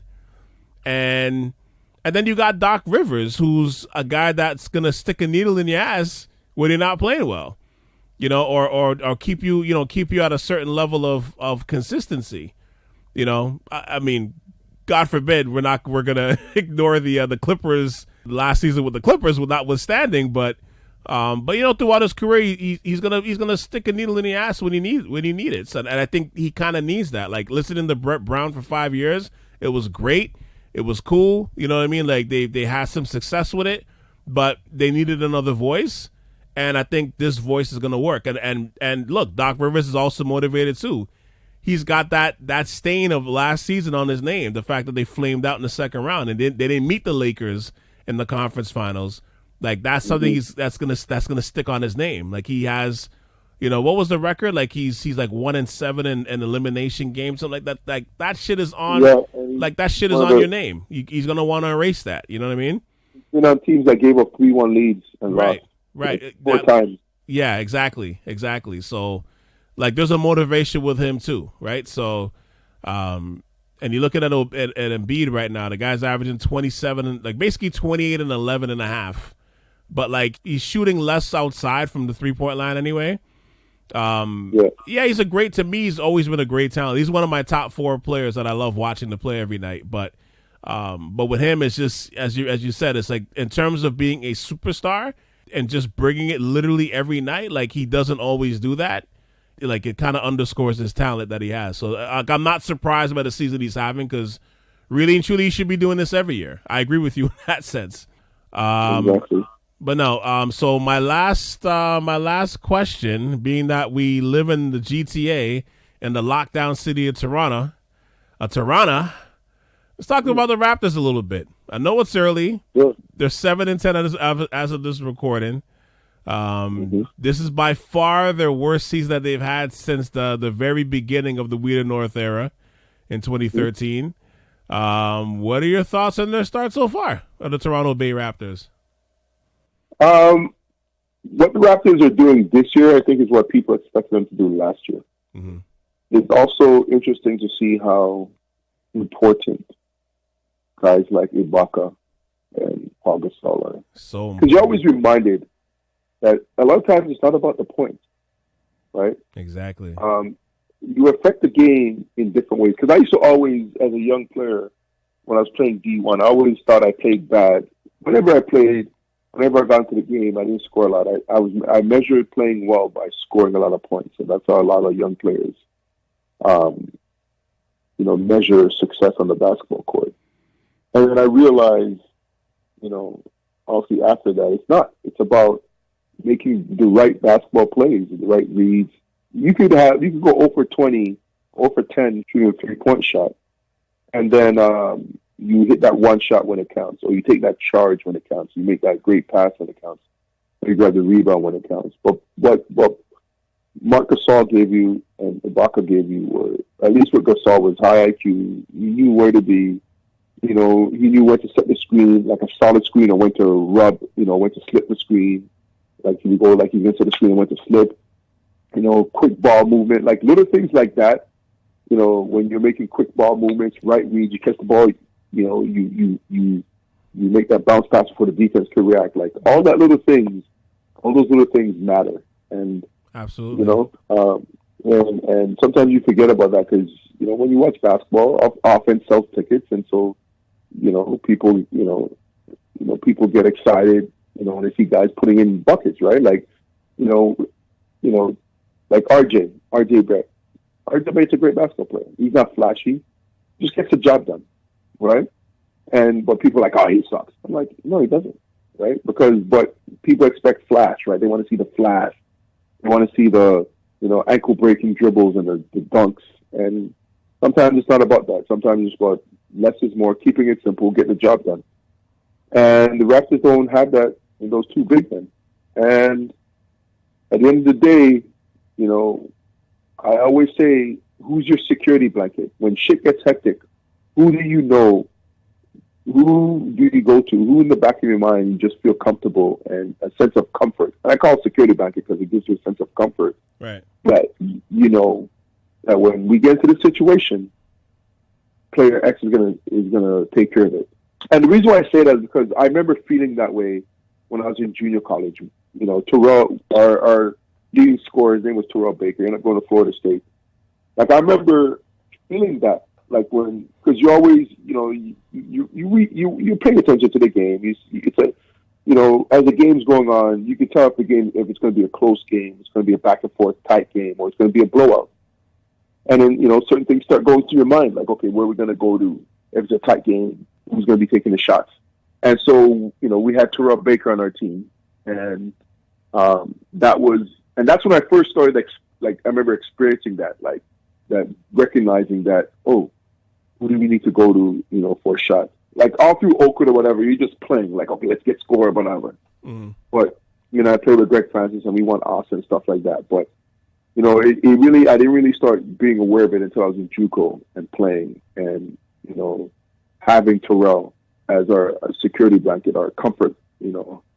So when it was a close game, we knew Terrell was going to take over in the end and, you know, have to take a big shot or drive to the basket, make a big play. We already have, you know, we had our 3-point shooter in our two guard. Our point guard was going to run the show, bring the ball up.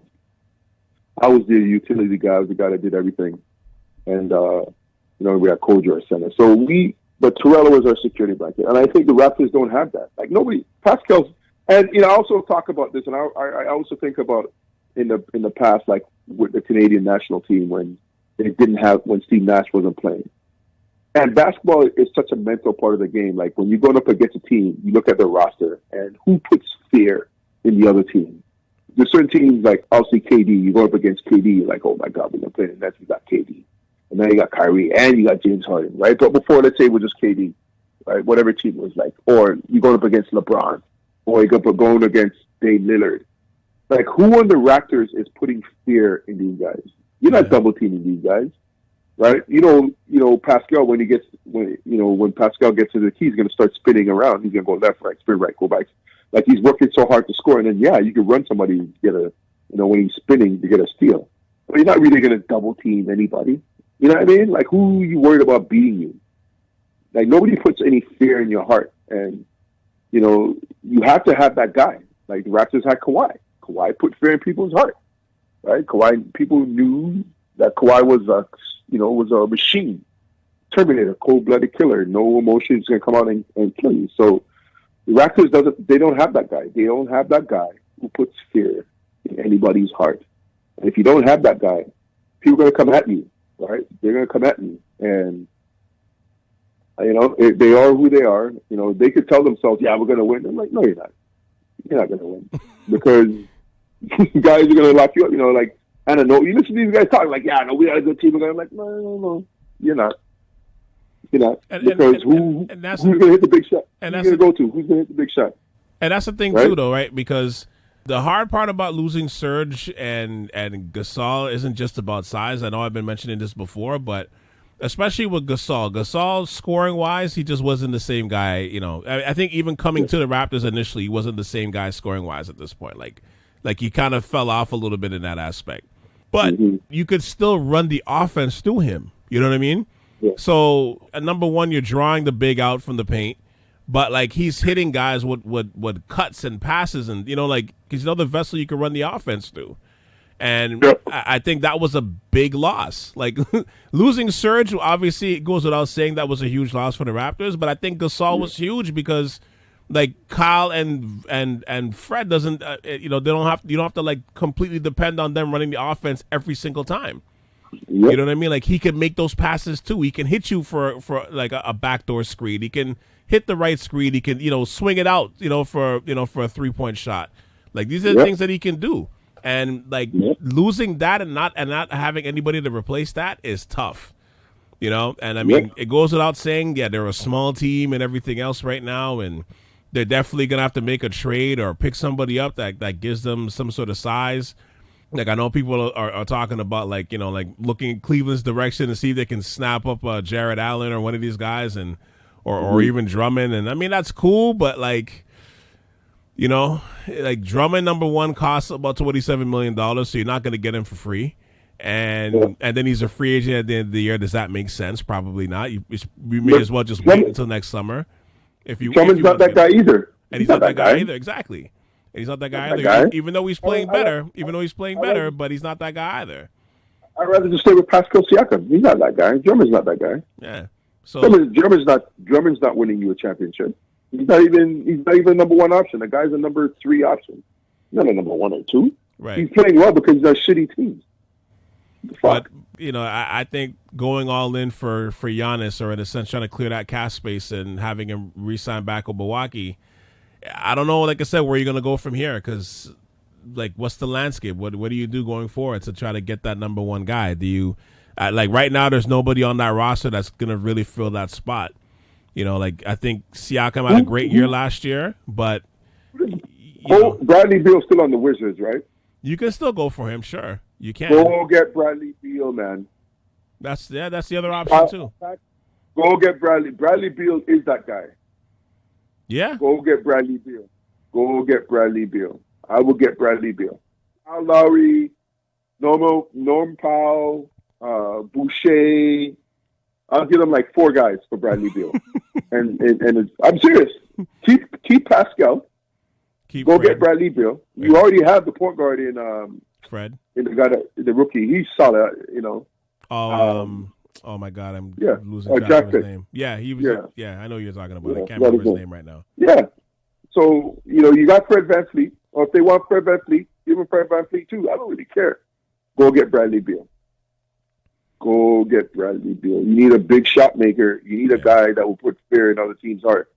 Nobody fears Pascal Siakam with his jump shot because it's too inconsistent. His mechanics, he doesn't. I didn't want to go, get technical and start going into shooting mechanics. Like it's fool's gold, right? Because he's streaky. You're gonna hit at early when you're fresh, and then because you're all arms, you don't incorporate your legs in your shot, right? And you don't have a mid range. Pascal Siakam needs to work on his core and his legs. This guy is 6'9", 6'10", and he does layups. He's not above the rim. I know. He doesn't play above the rim. What happened to him with that, though? Because he wasn't like that before. This guy has people completely beat, and he's laying the ball up like he's a 5'9" point guard. This guy should be tearing off the rim, right? And he's still young enough. I don't say you have to dunk everything, but geez, man, this time he's going to the rim for a layup, and guys are blocking his shot. I'm like, dude, he should be mashing up rim. But then when you look at him play, he doesn't bend. No, you're right. Get low. You're right. Drop his hips. He doesn't bend. But where did that come from though? Because he didn't start off like that. Like even in that year when they were winning the championships, if he came down the lane, he was catching the dunk. So I'm like, I don't know where this came from now. Where all of a sudden, I totally agree with you. Like I was saying this earlier this year. I'm like, did he just forget to dunk? Like doesn't he try to dunk on guys anymore? What the hell's going on here? He's finessing stuff. I'm like, what the fuck are you doing? Rip off the rim. You should be ripping up the rim even more, Bridget. I don't say you got to do it every time, Pascal, but come on, man. It's one thing if especially when guys are coming to challenge your shot. It's much rip off the rim guy. Giannis is tearing off the rim, and he's older. You should be tearing off the rim. Yeah. Right? And because he doesn't bend, that's why he doesn't have a mid-range. He doesn't bend. And that's why his threes start failing him as you start getting later into the game, and they become inconsistent. So you're not going to count on him to hit big shots. And everybody knows that he's not going to make big shots in the end. But I don't trust the shooting mechanics of his to make big shots. It's tough for Fred VanVleet and Kyle Lowry because they're small, right? So you get a good guard, guys are going to start sitting on them, get their hands up. The guards that are athletic and quick enough to keep them in front and move their feet. That's why when you look in some of the end of these game situations, if VanVleet has the ball, it's hard for him to get a shot off. These guys are like, come on, man. Yeah, he's got to work hard to get it. He's tough, though. He works so hard. He's tough, but he's got to work. He's got to work really hard to get those baskets off. Especially now with somebody else not like I said, like a Gasol not there to kind of be another person you can run the offense to. Right. So there you go. So get Bradley Beal. He's going to put fear in guys' heart because they know when shit starts getting hectic, but you can clear up for Bradley Beal. He's going to bust guys' ass. He's going to cross guys over, get to the rim, You can set him up. So I would make the push for Bradley. And he's Beal. there for the taking because right now they're one of the worst teams in the NBA. I was going to say the conference, but the NBA. They're 3-9. They've had this break. It doesn't look like the pairing with him and Westbrook is gonna pay dividends right now at this point because of COVID and like just everything's in flux with that team right now. So I mean, even tonight they lost by 20 to Houston. But it's just not looking right. And they lost Thomas Bryant for the year too. So yeah, Bradley. Yeah, I don't dispute that. Like that's probably the one guy that the rumor to get. If of course if the Lakers don't get him now that Brooklyn made their move. But listen, let's see. If I'm Bradley Beal, I'm not going to the Lakers. Your numbers, your game's gonna suffer playing with LeBron James. Well, especially with him as being the scorer that he is. Yeah, I thought somebody posted the stats. Players' numbers literally drop when they play with LeBron James. It literally goes down. And then it goes back up when they're not playing with LeBron James. Now, people say that they win, but I'm like, yeah, do they? Kyrie's probably the only one where it didn't suffer. Yeah, I'm like, do they really win? He's 4 for 10. So that means there's times that guys just lost. The numbers will suffer that they lost. They might have got to the finals or close, but so I mean, at that point, you want to be winning the chip. If you're going to sacrifice all that stuff, it's winning the chip. Yeah. But no, don't go to Lakers. Come to the Raptors, right? Still run the East, right? Well, not with Brooklyn anymore, but right. But there's still a culture there. You still got Masai. That's a great GM that's willing to make moves. He's not afraid. Obviously, you can see he's not afraid to make any move. Exactly. Yeah. Go for Bradley Beal. You need somebody that's going to put fear in the other team's hearts. When they see the Raptors, they're going to be like, okay, you got to go for Bradley Beal's on that team. Yeah. And he's nobody. He's a legit star. Nobody. He's a legit star with playoff experience. And like I said, you're right. He does fit right in, but but they got to do something though, because Pascal's getting paid, superstar money. He's not a superstar. He's a third option at best, right? Well, it's Fred. Fred is a guy that you come off the bench on other teams. You know what I mean? And even if he starts, I don't have a problem with that. But it's just again. Me neither. But it's based on if you look at the Raptors, of course you can start on the Raptors. Yeah. Right. And last year it worked because again you had guys you had other guys you could run the offense too, and then you had Serge who would play well as a big, and they don't have either of those things right now. I mean Boucher, I love him. Montreal stand up, but you can't depend on him to anchor the paint. Like he's too light. Too light. I'm surprised these guys are not barbecue chicken and cave in his chest already. Like what Shaq would do to Mutombo. But it's a different league now, right? A lot of these bigs now can't even. You're seeing bigs now get the ball on somebody like half their size and don't know what to do with it. Yeah. So he's in the right era right now when it comes to that. But yeah. Yeah, no, I don't. The Raptors need to get they need to go get a killer, man. Somebody that's going to put fear in people's heart. Yeah. And they don't have that, and they're working too hard to score. And it's right now. There's no alpha. There's no. Everything is damn. Austin Rivers is 5 for 5 from the 3-point line, 10 for 10. He hasn't missed a shot. Wow. So should have gotten a notable mention for. Surprise player. He's been playing good this year, but yeah. Yeah, but the Raptors, like, who are you going to go? One night it's was it Anunoby? Pascal's, you don't know when he's going to show up. And, Kyle I don't think Kyle had a big game this year yet. He's just been consistent. Kyle's just a basketball player, so he's going to play hard night in and night out. Yeah, he's probably been their best player so far this year, but it's nothing outstanding though. Yeah, so again, who are you turning to? When shit gets hectic, who are you turning to? Yeah. That's what I want to know. Who are you going to turn to when shit gets hectic? When you're sitting there on the edge of your seat, and you need a bucket, who you know is going to deliver and give you that bucket. So good luck with the Raptors. It makes it tough. Like I said, they're Yeah, like I didn't realize how undermanned they were. I think until I watched like their first game when they played the Pelicans, and I'm like, ooh, this isn't good. Like just watching like the first 2 quarters, I was like, okay. And again, in Masai we trust, so he's got things up his sleeve. And I think that's like probably the biggest, like as you're saying, to go get Beal, that's the biggest thing. And I think that the other 1 and 1A. I think the 1A is making sure you lock down Masai to a long-term deal. He's up Right. he's up at the end of the year. So is Bobby Webster. Nobody signed an extension yet. They just signed. I heard they just signed Bobby Webster. Oh, did they? Okay, well, that's good. But you want Masai in the fold too, right? So those are the 2 most important things right now they got to get. So we'll see. We'll see. It's Canada's team. It's the local team. So, well, not this year. They're, like I said, the Toronto Bay Raptors right now. But, but you still, even though you're looking way, down south to follow what they're doing. But you still, you still want to pay attention to show a little love. But it's going to be a hard year this year. It's going to be, it's not going to be easy. Any last thoughts before you wrap up? Like, what do you expect going forward, at least the second quarter of this season? You see any teams just making that leap? Coming off that coast? The coast I think what we talked about earlier, the teams that we expect to do well and the players we expect to do well will start, stepping up and at least that's what I'm hoping. Yeah. And so I'm hoping the games get better.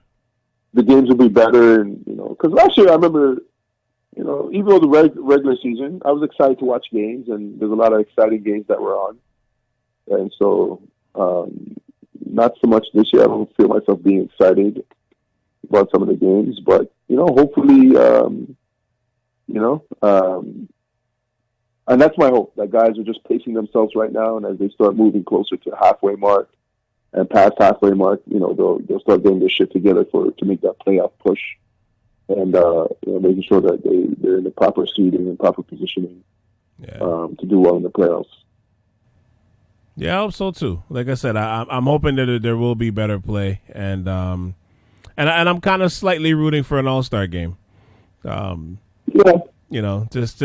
so we can, again, because I feel like we're going to be in this lockdown situation for a while longer. It just gives us something else to watch. Football season's almost over. College will be done soon. If the All-Star game's in March, it just gives us something else to watch. But I'm hoping for better basketball for sure. Yeah, me too. With that said, sir, thank you for hopping on this edition of the Ave Podcast, man. It's, as always, it's been a pleasure. Thanks for having me. Appreciate it. Yeah, man. So we'll definitely chop it up later in the season, and come back and revisit these points throughout the year, and hopefully, hopefully your your Spurs, your Spurs pick it up. Yeah, I enjoy watching them though. I'm not gonna lie, I enjoy watching them play, but like I said, it's just they're not gonna win, but they're missing that star. They're missing that guy. Get rid of LaMarcus Aldridge. Don't trade. Keep DeRozan. Get rid of Aldridge, and bring in a bona fide superstar. Yeah, we'll see. We'll see what happens. Thank you for tuning into the latest episode of the Ave Podcast. Special shout out goes out to O'Neil Kamaka for spending time on the Ave to discuss the first quarter of the NBA season with me. I appreciate that, sir. Now, before we go, just to give you some of the announcements, we'll be back next week with another episode, which will be breaking down Super Bowl 55 in Tampa. I can't believe the Buccaneers are going to be playing a Super Bowl in their home stadium. That's crazy. That in itself is unbelievable. With that said, though, we're going to dive into all of that. Plus, we're going to give out our NFL awards. And if anything else pops off in the sports world that makes it undeniable to ignore, I'm going to touch on that as well next week. We got some more episodes coming in February, especially regarding the NBA. We have an anniversary episode about a very, extremely, very necessary and classic album coming up. And with the lockdown happening, I may add some episodes on some reviews on movies and shows that you can watch, some old, some new. I'll figure it out, and that's probably going to happen at the end of the month. Plus, I still have part 2 of the aftermath of the U.S. election to do. That will definitely be done during February. I had to move the date of the next episode of The Stoop, which won't be on February 2nd as originally planned. It's going to be the week after. I'll keep you posted on the exact date, but that's going to be the week after for sure. But go ahead and check out the South Sharav YouTube channel. Go ahead, like and subscribe to the channel. We're going to be doing some fun stuff on there this year, so come along for the ride, please. Hit the like button, the favorite button, wherever you listen to South Sharav.